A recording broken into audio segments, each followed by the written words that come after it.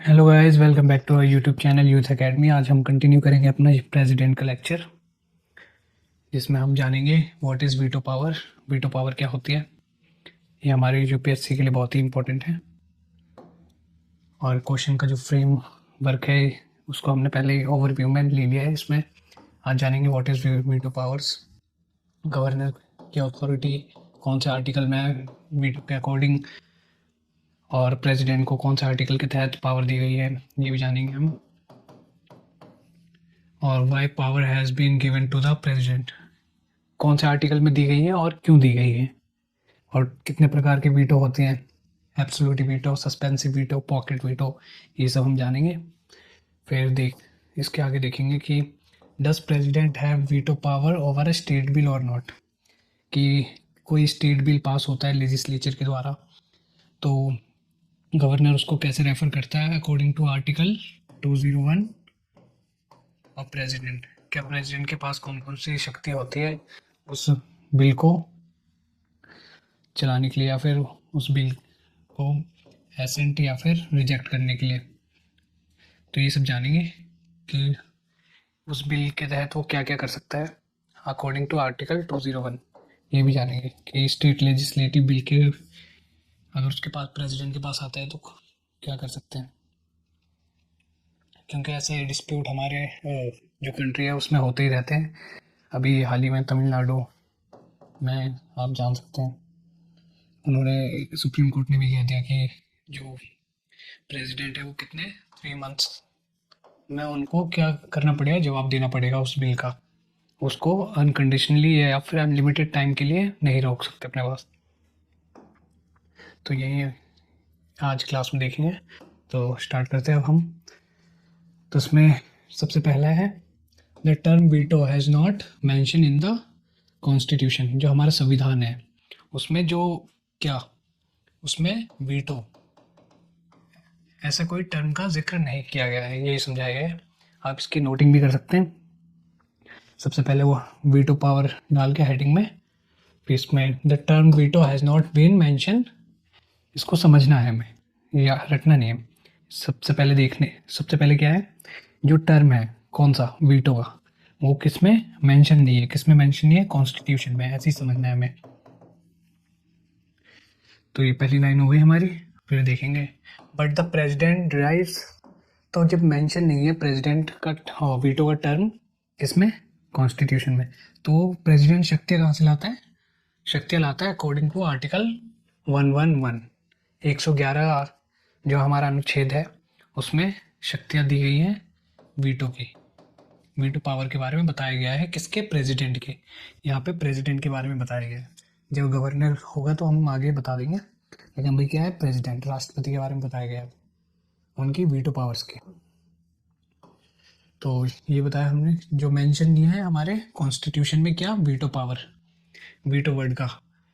But derives, कौन drive करता है, president derives veto power under article 111 111 में के तहत अपनी शक्तियाँ प्राप्त करता है वीटो की।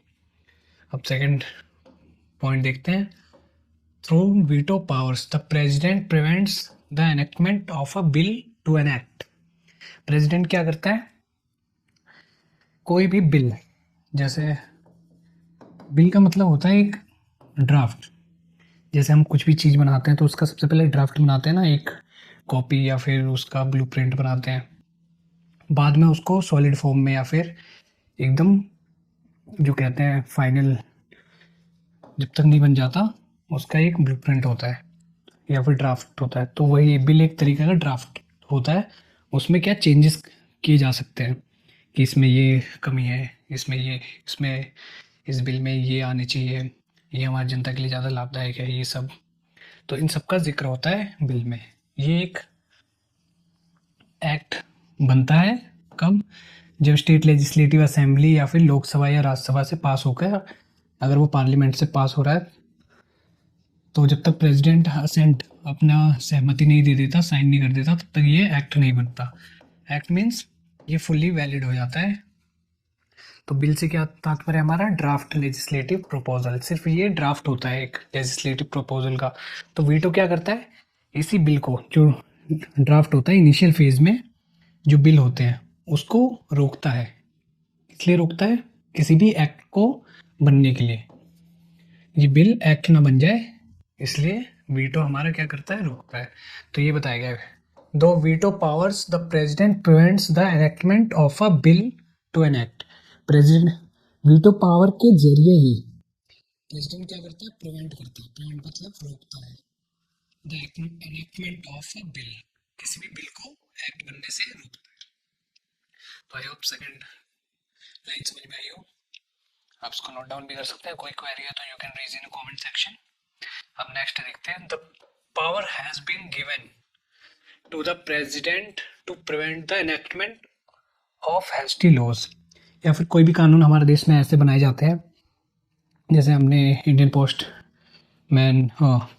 पोस्ट अमेंडमेंट एक्ट भी देखा था 1986 का, जो हमारे राइट टू प्राइवेसी के अगेंस्ट था। तो ये क्या करता है, ये वीटो पावर के तहत जो प्रेसिडेंट होते हैं, राष्ट्रपति होते हैं हमारे, वो क्या करते हैं, सोचने का समय देते हैं किनको, लेजिस्लेचर को, कि ये बिल सही है या नहीं। आपने देखा होगा कि कोई भी आपको फैसला लेना हो, कोई भी डिसीजन लेना हो, तो अगर आप थोड़ा अधिक समय देंगे उस पर, तो उस फैसले को क्या करेंगे, सही से ले पाएंगे, उसकी खामियां खूबियाँ ये सब जान पाएंगे। इसलिए जो भी ये वीटो पावर है, ये क्या करता है, टाइम टू थिंक, सोचने का समय देता है, किसको, हमारे लेजिस्लेचर को। आई होप समझ में आया हो। तो ये बताया कि कोई भी हैस्टी लॉज ना बन जाए, कोई भी ऐसे लॉज ना बन जाए जो हमारे समाज के कल्याण के लिए असरदार ना हो, या उनके प्राइवेसी या जो भी है उनके आगे हित में ना हो, हमारे समाज के हित में ना हो, तो उसको बनने से रोकता है। रोकता कैसे, अभी हम आगे देखेंगे। 3 पॉइंट थे, आई होप समझ में आया कि वीटो पावर क्या होते हैं, हमारे कॉन्स्टिट्यूशन में मेंशन है या नहीं, और या फिर प्रेसिडेंट कौन से आर्टिकल से डिराइव करता है। आई होप यहाँ तक समझ में आया हो। अब आगे देखते हैं 4th point, there is no time limit in the constitution of India within which either of these three action need to be taken, therefore the president also possesses the pocket veto। और इसमें क्या बताया गया है, कोई भी time frame नहीं है किसमें, कॉन्स्टिट्यूशन के according either of 3 action need to be taken there. इसमें कोई टाइम फ्रेम नहीं है प्रेसिडेंट के पास कि प्रेसिडेंट को ये एक्शन लेना ही है। कौन कौन से action, absolute veto, suspensive veto, और एक और होता है हमारा, एक हो गया absolute veto, suspensive veto, and third होता है पॉकेट वीटो। ये भी हम देखेंगे। तो ये बोला है कोई टाइम फ्रेम नहीं है इसका, इन तीनों का। Therefore the president also possesses the pocket veto, इसलिए प्रेसिडेंट क्या करता है, पॉकेट वीटो की पावर उनके पास होती है। तो अभी हम समझेंगे एब्सोल्यूट वीटो क्या मतलब होता है। तो इसको एक तरीके से समझते हैं कि प्रेसिडेंट के पास कोई भी बिल आता है लेजिस्लेचर के बाद, हमारे पार्लियामेंट से होके, चाहे वो लोकसभा हो, अगर कोई बिल पास हो रहा है लोकसभा से, फिर वो राज्यसभा से उसकी सहमति होगी, तब जाएगा प्रेसिडेंट के पास। और प्रेसिडेंट के पास कितने ऑप्शन होते हैं, 4 ऑप्शन होते हैं। एसेंट, पहला ऑप्शन होता है कि उस बिल को एसेंट करना, उस पर सहमति जताना, उस बिल पे बनने के लिए अपने हस्ताक्षर करना कि हाँ ये बिल सही है, इसको पास होना आवश्यक है। तो इसका मतलब होता है यस। दूसरा ऑप्शन होता है प्रेसिडेंट के पास एब्सोल्यूट वीटो, इसका मतलब होता है विद होल्ड एसेंट। इसको हम आगे नोटिंग में भी समझाएं, यहाँ पर समझाने के लिए। दूसरा ऑप्शन क्या होता है, विद होल्ड एसेंट का, जिसका मतलब होता है कि बिल को रिजेक्ट कर देना। इनडायरेक्टली ये कह रहा है कि उस बिल को क्या कर सकते हैं, रिजेक्ट कर सकते हैं। लेकिन ये प्रेसिडेंट अपने डिस्क्रिशन, अपनी मर्जी से नहीं करता, वो किसकी मर्जी से करता है, वो काउंसिल ऑफ मिनिस्टर या प्राइम मिनिस्टर जब उन्हें कहते हैं तब। ये हम आगे देखेंगे। तो दूसरा ऑप्शन क्या था, एब्सोल्यूट वीटो का। थर्ड सस्पेंसिव वीटो, जैसे 44th कॉन्स्टिट्यूशनल अमेंडमेंट एक्ट 1978 आया था, तो उसमें बताया गया था कि कोई भी बिल पास होगा, there shall be a council of minister to be aided by to aid and advise the president of India who shall act in such an advice। वहाँ पर क्या होगा, एक काउंसिल ऑफ मिनिस्टर होंगे जो add and advice करेंगे president को, किसमें, उनके कार्य में। और प्रेसिडेंट उनके अकॉर्डिंग ही काम करेंगे। लेकिन जब वो बिल एक बार चला जाएगा प्रेसिडेंट के पास, तो उनके पास एक ऑप्शन होगा रिकंसिडरेशन का, कि उनको पुनर्विचार के लिए उसके लोकसभा या राज्यसभा के पास भेजे। लेकिन वो सिर्फ एक ही बार भेज सकते हैं, उसी को रिकंसिडरेशन कहते हैं। अगर वो दोबारा बहुमत से वो बिल पास होके प्रेसिडेंट के पास आया, तो प्रेसिडेंट के पास कोई और चारा नहीं होगा, उनको असेंट करना ही होगा, उनको उस बिल को पास करना ही होगा। इसी को सस्पेंसिव वीटो कहते हैं, कि एक बार रिकंसिडरेशन के लिए भेज सकते हैं कौन, प्रेसिडेंट। और थर्ड लास्ट होता है पॉकेट वीटो। पॉकेट वीटो से मतलब होता है हमारा कि उनको क्या, ना ही जो भी बिल आया है उन पे ना यस की सहमति जता रहे हैं ना ही नो की, उन्होंने बस अपने पास रख लिया है, अपनी पॉकेट में रख लिया, इसलिए इसको पॉकेट वीटो टर्म का यूज़ किया गया है। उनको ना यस कह रहे हैं उस बिल को, ना ही नो कह रहे हैं। तो ये समझाया गया यहाँ पे, absolute suspensive veto are action taken by the president on a bill, however pocket veto implies inaction. जो एब्सोल्यूट और सस्पेंसिव वीटो है वो क्या होता है, वो एक प्रोसीजर होता है, उसमें आपको पता होता है कि एब्सोल्यूट मतलब वो मना कर दिया आप कि ये बिल पास नहीं होगा। सस्पेंसिव मतलब कि एक बार रिकंसिडरेशन के लिए हम भेजेंगे अपने लेजिस्लेचर के पास, चाहे वो लोकसभा हो या राज्यसभा हो। लेकिन जो पॉकेट वीटो होता है उनमें उसका कोई, वो सिर्फ एक्शन में दिखता है कि हाँ उन्होंने बिल को रख लिया है, ये समझाया गया यहाँ पर। हम नेक्स्ट देखते हैं, आई होप समझ में आया हो। अब यहाँ देखते हैं प्रेसिडेंट के पास क्या क्या ऑप्शन होते हैं। एक तो एसेंट का होता है, एक विदहोल्ड असेंट, जिसका मतलब होता है रिजेक्ट कर देना, इसी को ही हम क्या कहते हैं, एब्सोल्यूट वीटो। फिर और तीसरा ऑप्शन होता है send the bill for reconsideration, bill को क्या रिकंसिडरेशन के लिए, पुनर्विचार के लिए भेजना, उसी को हम सस्पेंसिव वीटो कहते हैं। ये सब इंपॉर्टेंट टर्म है, आप नोट बना लीजिए इसके। अब इसकी एक और स्टोरी है, जेल सिंह इंडियन पोस्ट। ये हमारे प्रेसिडेंट थे 1986 के समय, जब वो राजीव गांधी की सरकार थी, तो उसमें उस समय उनकी मेजोरिटी लगभग 350 थी लोकसभा में। तो उन्होंने एक बिल पास किया था, Indian post office amendment act. तो इस एक्ट के अकॉर्डिंग ये किसी भी पोस्ट को, जो भी एक स्थान से दूसरे स्थान में जा रहा है, उसको खोल कर देख सकते थे उनके जो ऑफिसर थे। तो ये किसके अगेंस्ट था, राइट टू प्राइवेसी की, जो हमारी प्राइवेसी है उसके अगेंस्ट था, खतरे में थे हमारी प्राइवेसी।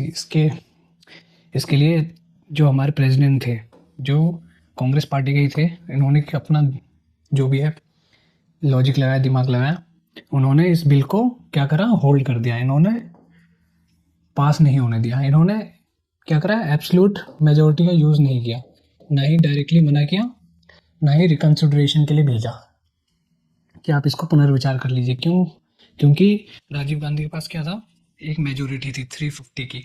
अगर वो रिकंसिडरेशन के लिए भेजते तो वो बिल दोबारा लौट के प्रेसिडेंट के पास आता मेजोरिटी से, और प्रेसिडेंट को क्या करना पड़ता, असेंट, अपनी सहमति देनी पड़ती, क्योंकि president binding as per article, as per constitutional amendment 44 1978, 44 constitutional amendment act 1978 के अकॉर्डिंग।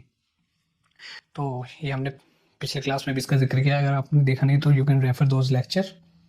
तो इसलिए इन्होंने अपना दिमाग लगाया, और जब उनका टर्म ख़त्म हो गया तब उन्होंने क्या करा, इस समय किसका यूज़ किया था, पॉकेट वीटो का।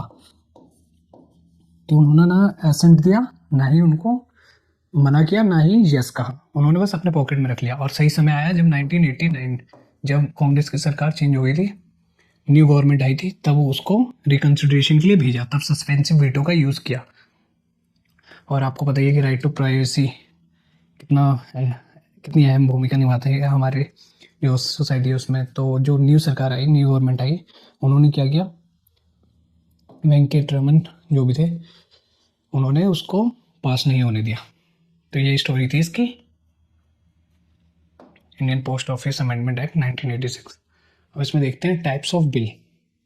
इसको हम आगे आने वाली क्लास में लेंगे एकदम गहराई से, अभी बस समझ लेते हैं कि कंटेंट के आधार पे और जो इंट्रोड्यूस करता है उसके आधार पे बिल में कितने प्रकार पाए जाते हैं। तो सबसे पहला बिल होता है ऑर्डिनरी बिल, जिसको साधारण बिल भी कहते हैं। इसको हम गहराई से समझेंगे आगे आने वाली क्लास में। अब सेकंड है मनी बिल, फिर है थर्ड फाइनेंशियल बिल, इसके और भी पार्ट होते हैं, फाइनेंशियल बिल पार्ट 1 ऐसे भी। और एक है कॉन्स्टिट्यूशनल अमेंडमेंट बिल, आर्टिकल 368 में जिसका जिक्र है, जो कॉन्स्टिट्यूशन को हमारे संविधान को इंटरप्रेट, उसमें बदलाव, उसमें चेंजेस लाने की शक्ति रखता है। तो ये कंटेंट के आधार पे 4 प्रकार के बिल हैं। और जो इंट्रोड्यूस करता है उसके आधार पे कौन कौन से बिल है, गवर्नमेंट बिल। गवर्नमेंट बिल मतलब जिस पार्टी की उसमें सरकार होती है, गवर्नमेंट होती है, जिसके मिनिस्टर होते हैं, जो रूलिंग पार्टी होती है, उसी को गवर्नमेंट बिल कहते हैं। और प्राइवेट मेंबर बिल मतलब कि वो होते तो हैं पार्लियामेंट के मेंबर, एमपी होते हैं, बट वो क्या नहीं होते, वो मिनिस्टर नहीं होते, उसी को हम क्या कहते हैं, मिनिस्टर नहीं होते, जो हु इज नॉट मिनिस्टर, उसी को कहते हैं प्राइवेट मेंबर बिल। जैसे राहुल गांधी हो गए हमारे, वो क्या है, एक प्राइवेट मेंबर है, क्योंकि वो मिनिस्टर नहीं है, वो यूकुम में नहीं है। क्यों? क्योंकि वो रूलिंग पार्टी के नहीं है। और ऐसा नहीं कि रूलिंग पार्टी के हैं तो वो मिनिस्टर होंगे। यहाँ पर 10% का रूल है, ये हमारे देखेंगे कि अभी कितने टोटल 78 मिनिस्टर है हमारे कंट्री में। तो जो भी यूनियन काउंसिल ऑफ मिनिस्टर, जिनको भी मिनिस्ट्री दे रखी है हमारी रूलिंग पार्टी बीजेपी ने, वो हमारे क्या कहलाएंगे, गवर्नमेंट कहलाएंगे। अगर बिल उनके द्वारा पास किया गया तो वो गवर्नमेंट बिल कहलाएगा। और जो भी मिनिस्टर नहीं है वो क्या है, सिर्फ एमपी है, मेंबर ऑफ पार्लियामेंट है। जो मिनिस्टर नहीं है उनके द्वारा कोई बिल पास होता है तो वो क्या कहलाएगा, प्राइवेट मेंबर बिल। तो इंट्रोड्यूस के आधार पे 2 प्रकार के होते हैं। आई होप यहाँ तक समझ में आया हो टाइप्स ऑफ बिल। हम नेक्स्ट देखते हैं वीटो पावर्स, और इसमें अलग अलग टर्म है। वीटो पावर्स, डिस्क्रेशन और advice of council of minister.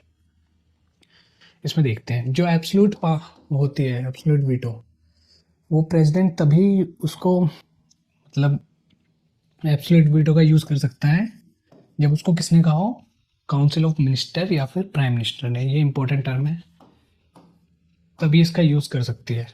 बाकी जो 2 वीटो है, सस्पेंसिव वीटो और पॉकेट वीटो, वो प्रेसिडेंट अपनी मर्जी से उसका उपयोग कर सकती है, यूज़ कर सकती है। कौन से 2 वीटो का, सस्पेंसिव वीटो और पॉकेट वीटो का डिस्क्रिशन, अपनी मर्जी के अनुसार यूज़ कर सकती है। लेकिन जो एब्सोल्यूट वीटो है वो तभी यूज़ करेगी जब किसने कहा हो, काउंसिल ऑफ मिनिस्टर ने कहा हो। अब यह देखते हैं जो एब्सोल्यूट वीटो है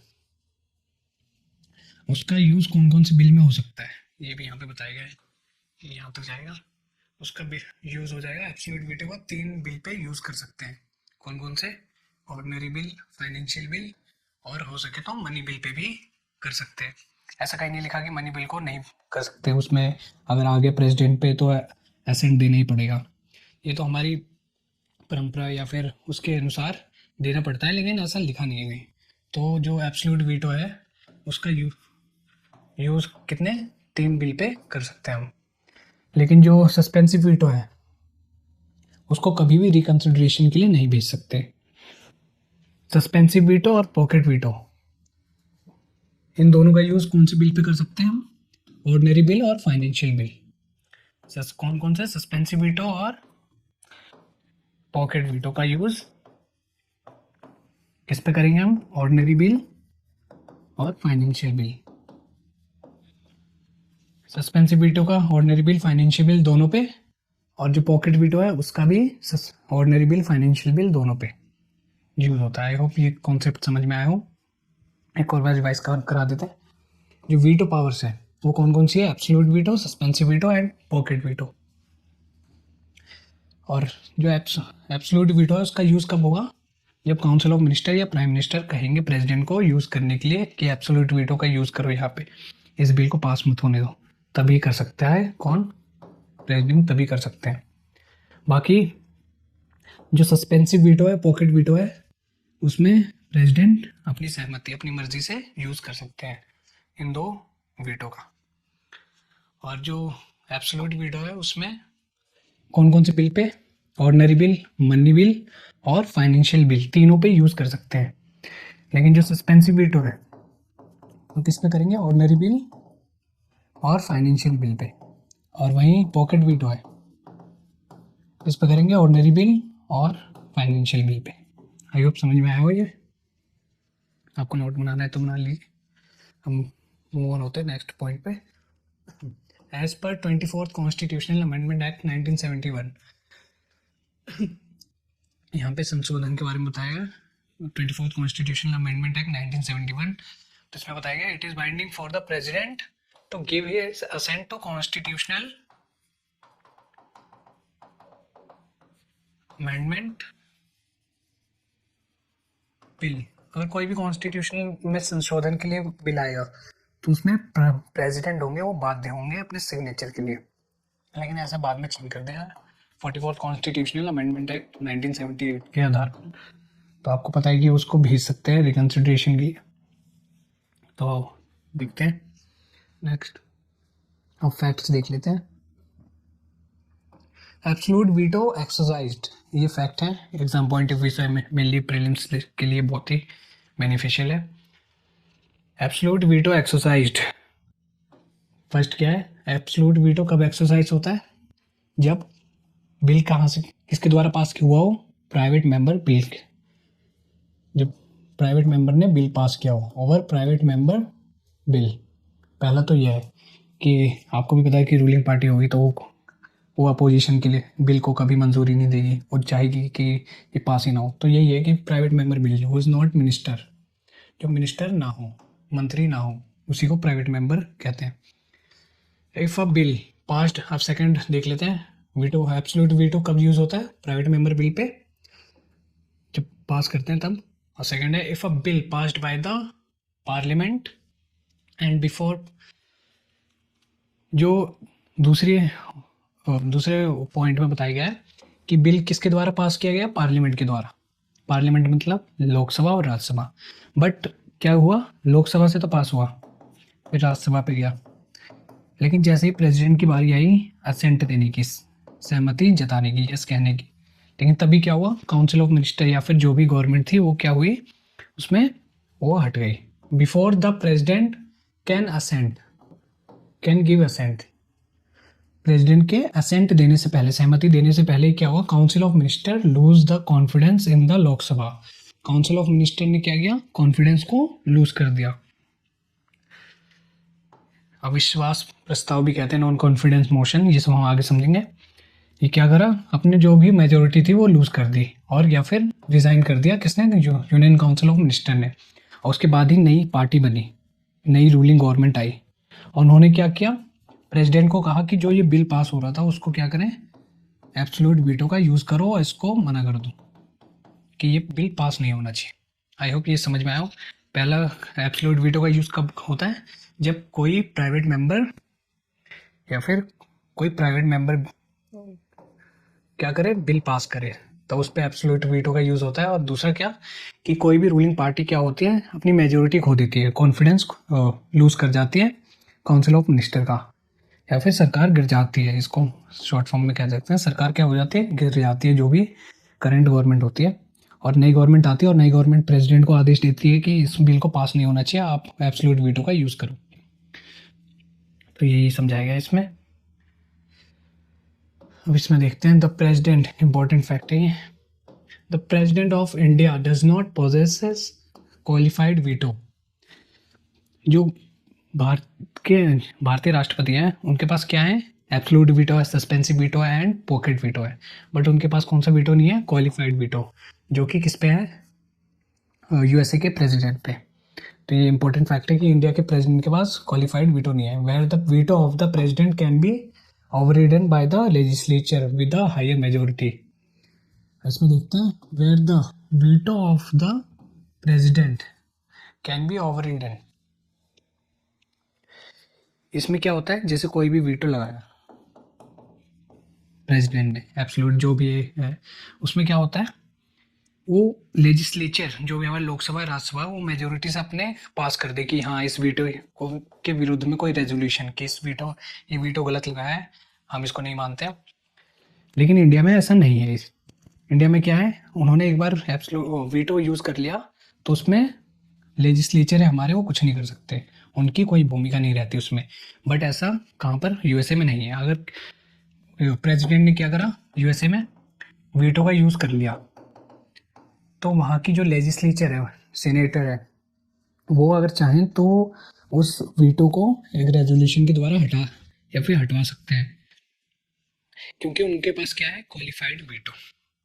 ये होती है क्वालिफाइड वीटो की पावर, जो कि इंडियन प्रेसिडेंट के पास नहीं है।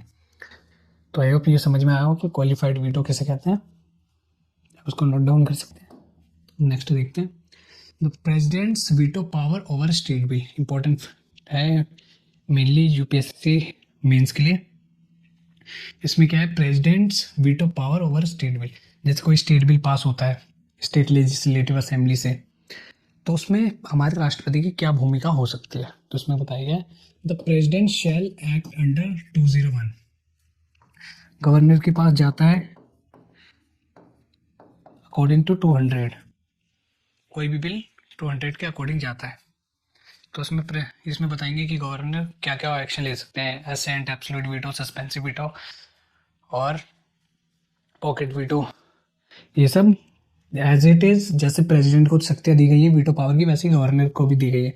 तो ये बताया गया, the president shall act under article 201। तो जैसे स्टेट लेजिस्लेटिव असेंबली से कोई बिल पास हुआ, तो ये किसके पास जाएगा, गवर्नर के पास या एलजी के पास, लेफ्टिनेंट गवर्नर के पास सिग्नेचर के लिए। तभी वो बिल पास होगा, तभी वो बिल एक्ट बनेगा। लेकिन वहीं गवर्नर ने सोचा कि इस जो भी ये बिल पास हो रहा है, वो हाई कोर्ट की शक्तियों को क्या कर रहा है, कम कर रहा है। ये इंपॉर्टेंट है, हाई कोर्ट की शक्तियाँ।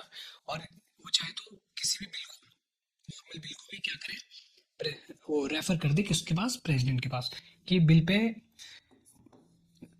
थोड़ा और विचार विमर्श की जरूरत है, इसलिए मैं इसको किसके पास भेजूंगा, प्रेसिडेंट के पास भेजूंगा, ये मैं अपने पास नहीं रखूंगा इस बिल को। तो अकॉर्डिंग टू आर्टिकल 201 किनके पास भेजेंगे, गवर्नर, प्रेसिडेंट के पास। आई होप यहाँ तक समझ में आया हो कि कोई भी बिल पास हो रहा है तो उसको असेंट के लिए किन के पास जाना होता है, गवर्नर के पास।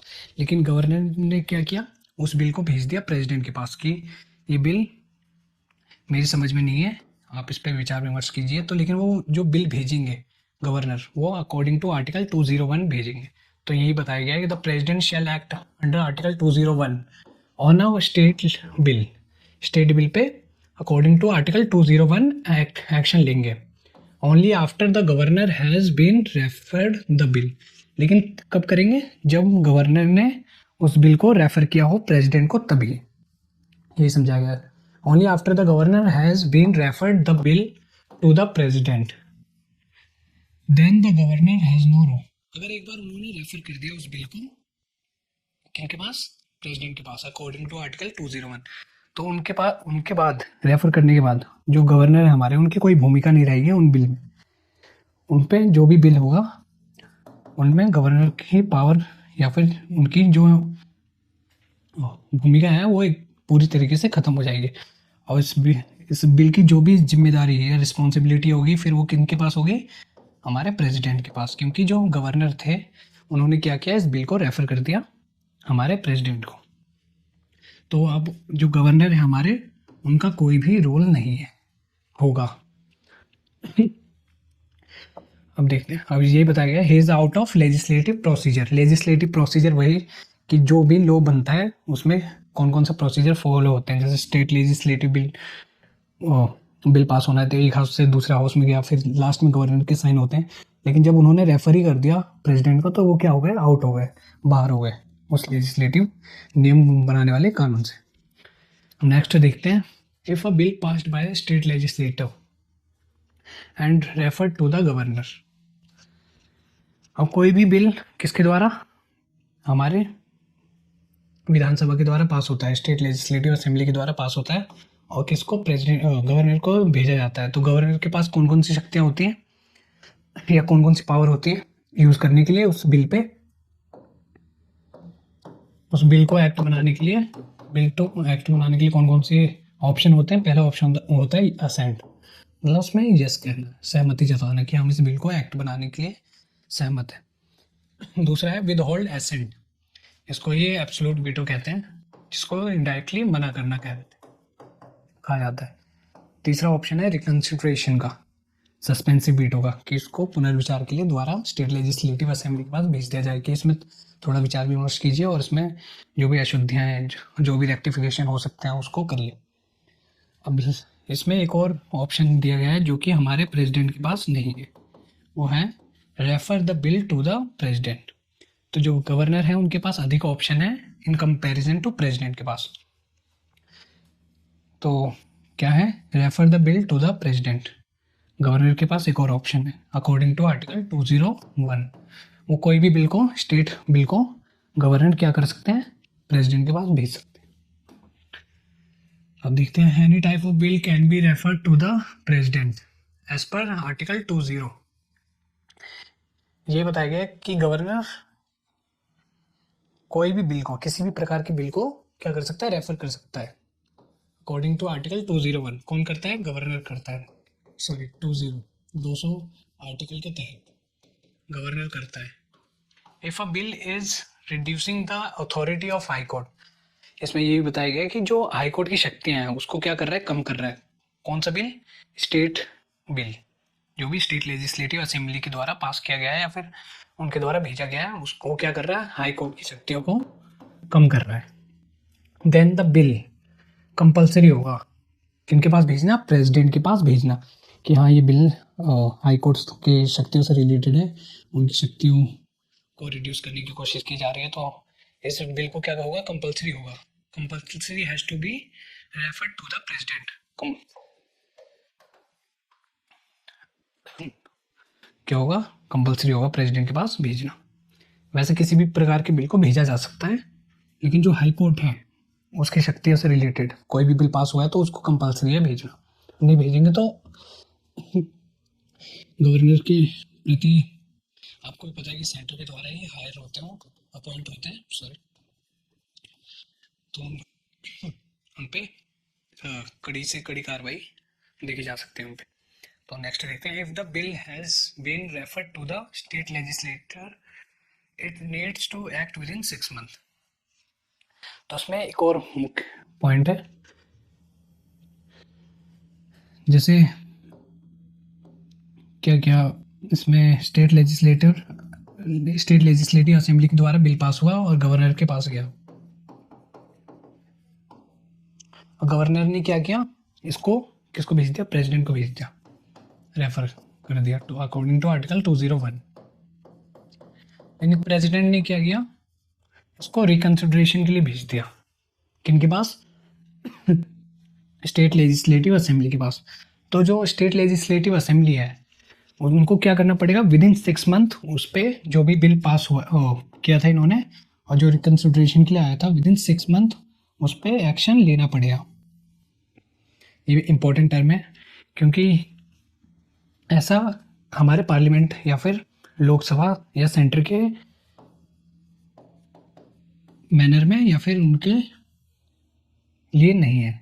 जैसे हमारे पार्लियामेंट ने कोई एक्ट पास किया, वो हमारे प्रेसिडेंट के पास गया, प्रेसिडेंट ने क्या किया, उसको भेज दिया दोबारा रिकंसिडरेशन के लिए, लेकिन ये बाइंडिंग नहीं है किस पे, पार्लियामेंट पे हमारी, कि वो उस बिल को क्या करे, विचार करे। उनके पास अनलिमिटेड टाइम है, उनको भेजे ना भेजे, कोई एक्शन ले ना ले, उनमें कोई टाइम फ्रेम नहीं दिया गया। बट ऐसा स्टेट बिल पे नहीं है, उनको क्या करना पड़ेगा, 6 मंथ में एक्शन लेना पड़ेगा। तो ये बताया गया है।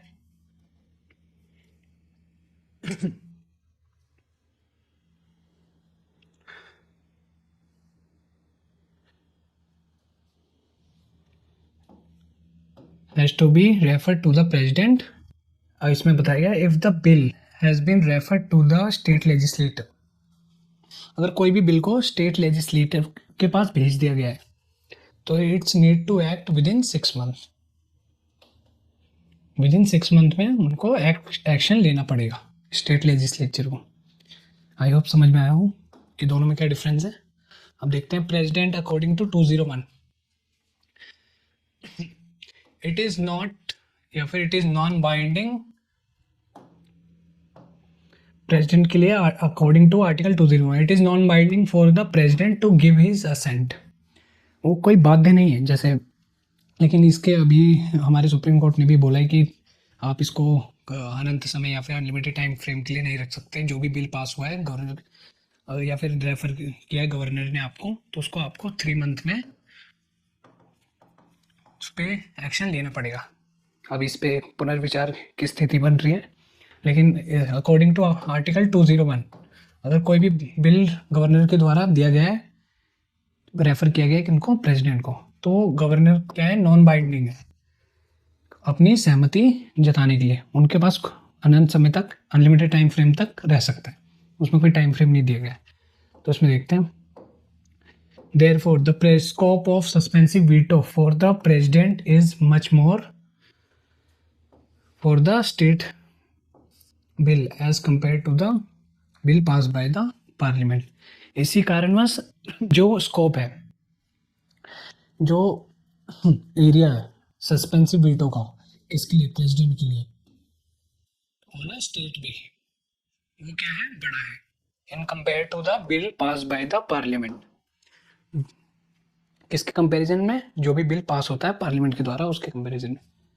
हम देखते हैं लास्ट स्लाइड, ये इंपॉर्टेंट टर्म है, both the governor according to article 200, both किसकी बात हो रही है यहाँ पे, गवर्नर की और हमारे प्रेसिडेंट की। Both the governor according to article 200 and the president under article 201 have absolute, suspensive and pocket veto। Governor है हमारे अकॉर्डिंग टू आर्टिकल 200, उनके पास कौन कौन से वीटो है, absolute veto, suspensive veto and pocket veto. और वही शक्ति किनको दी गई है, प्रेसिडेंट को दी गई है according to article 201, absolute veto, suspensive veto and pocket veto. यही समझाया गया यहाँ पर। Over bill passed by the state legislature, जो भी बिल स्टेट लेजिस्लेटिव असेंबली के द्वारा पास की गई है, उनके पास 3 ऑप्शन है, चाहे वो प्रेसिडेंट हो या governor, absolute veto, suspensive veto and pocket veto.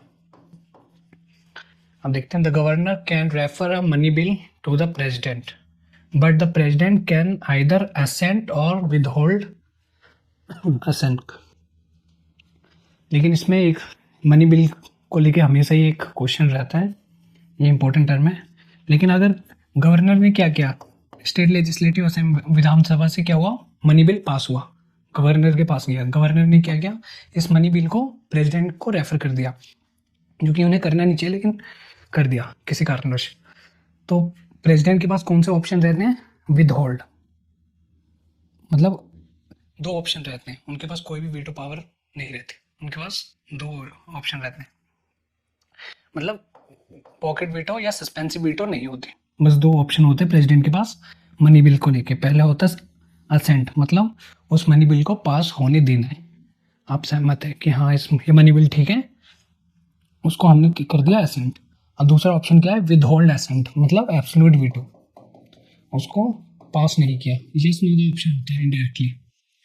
अगर कोई भी बिल, मनी बिल को गवर्नर ने क्या किया, रेफर कर दिया प्रेसिडेंट को, तो प्रेसिडेंट के पास 2 ही ऑप्शन होंगे, यस और नो का। इसी को हमने लीगल टर्म में कहा एसेंट दिया या फिर विदहोल्ड असेंट कर दिया, यानी एब्सोल्यूट वीटो का यूज कर दिया। तो आई होप समझ में आया हो कि वीटो पावर क्या होती है प्रेसिडेंट की, ये किन स्थितियों में यूज होती है। ये मेनली इसको हम कह सकते हैं टाइम टू थिंक, सोचने का समय या पुनर्विचार का समय मिलता है किनको, हमारे लेजिस्लेचर को, जिससे जो भी हैस्टी लॉस होते हैं हमारे समाज के कल्याण के लिए लाभदायक नहीं होते हैं, उनके हित में नहीं होते हैं, उनको बनने से रोकता है। तो आज की क्लास इतनी ही, कोई भी डाउट हो तो you can raise in comment section. और नेक्स्ट क्लास होगी हमारे मर्सी पिटिशन, जो भी पार्डनिंग पावर होती है प्रेसिडेंट की अकॉर्डिंग टू आर्टिकल 72, ये हम देखेंगे। तो मिलते हैं नेक्स्ट क्लास में, थैंक यू।